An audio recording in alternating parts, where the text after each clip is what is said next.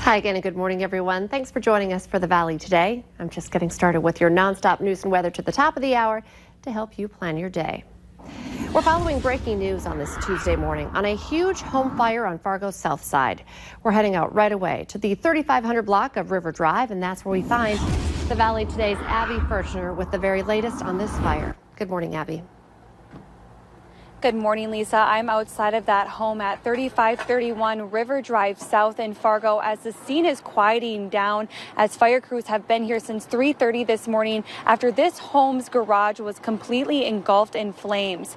A tow truck has pulled both vehicles out of the garage, and as we can see, they are a total loss, with the garage being completely damaged as well. There was a family of 3 inside at the time of the fire, but they all got out safely, and fire crews were able to rescue 2 cats from the home. However, the family is being displaced at this time as crews are going to be venting both the garage and home as there was some heavy smoke damage. I talked with Fire Marshal Ryan Erickson, and he says that there was difficulty putting out the fire as both fuel tanks from the vehicles were running out, which was causing more flames. The lead investigator is on scene as we are trying to determine what the cause of the fire was. An American Red Cross was also on scene here earlier to help assist the family. Now, the story is continuing to develop, so you'll want to stick with Valley News Live as we bring you the latest details. Abby Furchner reporting live on this breaking news. Thank you. Let's get a check now of our storm team forecast. After a rocky Labor Day Monday, it's quieter today. It is quieter. We're still cleaning up from the storms, though. In fact, some places it's going to take a long time. This is the view of what once was the roof of Steffes Group in the West Fargo area. Caitlin sent us this photo of wind damage. Lots of reports of that here throughout the metro and the valley. So taking a look at conditions now, it's beautiful out there. That sun is coming up, and we've got some clear skies for us here in Fargo. So a nice start to the day, nice quiet, dry start to our Tuesday. And temperatures are into the 50s to about 60 degrees. We're 58 degrees in Fargo. It's 59 in Grand Forks. And winds are coming in out of the west. We've got a gust to 20 in Bemidji, a steady speed of 21 in Devil's Lake. And as we look at our radar and satellite map, those storms are well out of here. We have had some showers, some lingering thunder up around the Lake of the Woods, Red Lake area. That's kind of moving on as well, though we can't rule out more cloud cover, some sprinkles affecting us here as we head through the day today. Another quick look at Dorian. There it is, spinning just north and right along the Grand Bahama Island again. And hopefully it does show some signs that it might be moving, drifting ever so slightly to the north and west right now. We really need this to move on to assess the damage there. And of course, this means it's going to start threatening the Florida coast more and that Georgia coast too, with a Category 3 storm still in progress and will be for several days, even as it's off the coast of South Carolina. So a major hurricane all along that southeastern coast of the U.S. before it starts to kick off pretty quickly to the north and east as we head into the late part of the week this week. So in the valley, we're going to see those clouds just kind of sweep their way southward along with that wind as well as we head into the noon hour and afternoon today. More likely cloudy to the northeast, better bet of sunshine this afternoon to the southwest, but all of us that are cold because of that strong northwesterly wind that'll be gusting into the 30s. Temperatures today 50s to some mid 60s, and that is it. So a cool day. Tonight the clouds move on, the wind eases up overnight, but that leads to some chilly temperatures tomorrow morning, some 40s to start the day. We return to the 70s as we head into midweek this week. And now for a look at traffic, here's Devin Fry with the Valley Today's Traffic on the Move.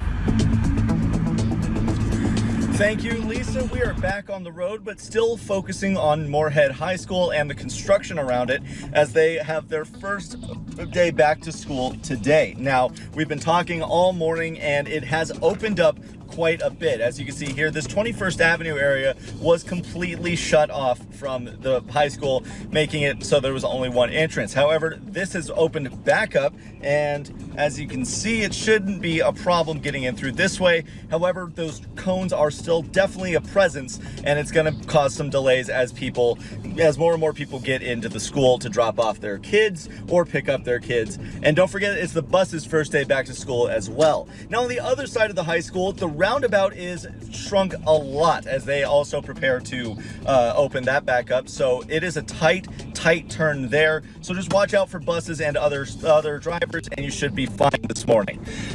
Now today is Taco Tuesday, so Olay the day, Taco John's. For your traffic on the move, I'm Devin Fry.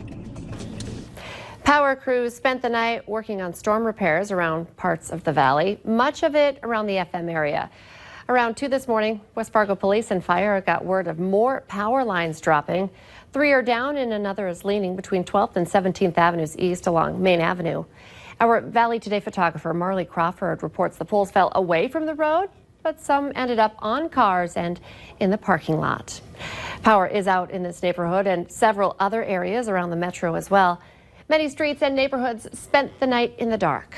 Power companies and public safety officials remind you to watch out for and stay away from downed lines. And in the case of stoplights, as you make your way out today, West Fargo police say to treat them like four-way stops. A building along Main Avenue in Fargo took a beating from the strong winds. Check out this video. Cleanup's been going on much of the night, and there's still likely a lot to do. Last night's storm blew the roof off this building in the 2300 block of Main Avenue. Fire officials say no one was inside at the time and no one was hurt when the roof blew off. 3 roads in the area, however, were blocked off for a time, and some power lines were also down in that area. There was a bunch of zapping, sparks and everything. We were worried there was going to be a fire starting for sure. Cleanup's big on the to-do list for a lot of people after the storm dropped trees and branches in many neighborhoods. This is just one of the many homes in the metro with debris that needs to be removed. This homeowner was on a waiting list last night for XL Energy crews to get to their neighborhood. Jamestown is also cleaning up and dealing with a lot of power problems and damage. Many streets had trees down and blocking traffic last night. A number of fences had also blown over, and there was a wall blown down on a Catholic school being built in the downtown area. No one was hurt in that collapse, but of course, as you can imagine, it's going to set the project back a bit. We also caught up with a car owner who had a tree fall on her vehicle. Luckily, she was not in or even near the car when it happened. Anew this morning, it's not the grand finale they were hoping for. St. Paul police say a woman was hit by a car and 3 people were shot in a chaotic night in the final hours of the 2019 Minnesota State Fair. Now they're trying to figure out if the incidents are related.